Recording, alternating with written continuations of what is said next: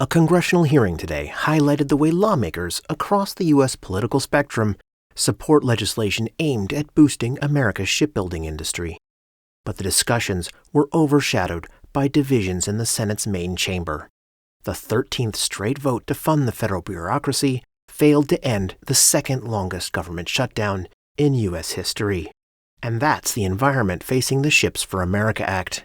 This bipartisan legislation aims to boost U.S. shipbuilding and expand the fleet of commercial vessels flying the American flag in international trades.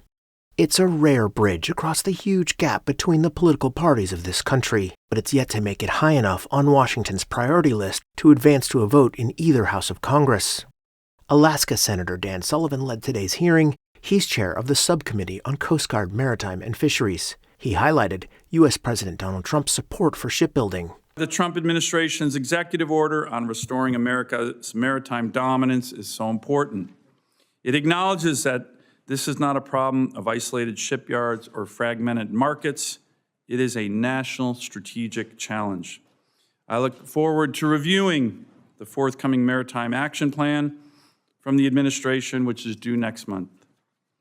It will lay out the policies, investments, and reforms needed to restore U.S. shipbuilding competitiveness, and secure our maritime future.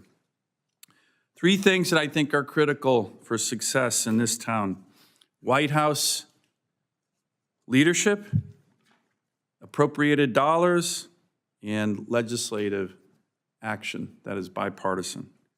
I think that we have the beginnings of all three of these on shipbuilding. Sullivan is a Republican, and the Ships for America Act was spearheaded by a Democrat, Senator Mark Kelly.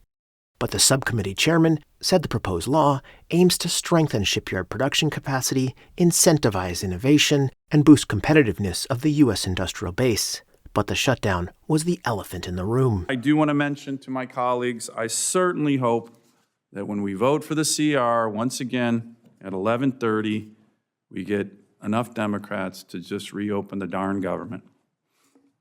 Enough is enough. The big federal government union came out and said, support this. This impacts shipbuilding. That CR, or continuing resolution, failed. Senator Lisa Blunt Rochester is the ranking Democrat on the subcommittee. She voiced support for revitalizing shipbuilding, but acknowledged that the discussion was overshadowed by the shutdown. Reviving our nation's shipbuilding sector would strengthen our national security, protect our supply chains, support our small businesses, and lower costs for everyday Americans.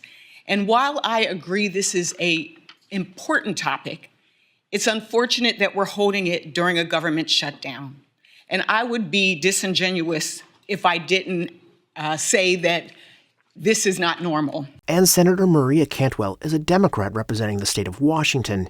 She used the hearing to express support for Stephen Carmel, Trump's pick to lead the U.S. Maritime Administration. Shipbuilding is a bipartisan issue, and we all agree that we need to do more to have American-built and American-crewed ships to expand global trade, protect our supply chain, and bolster national security.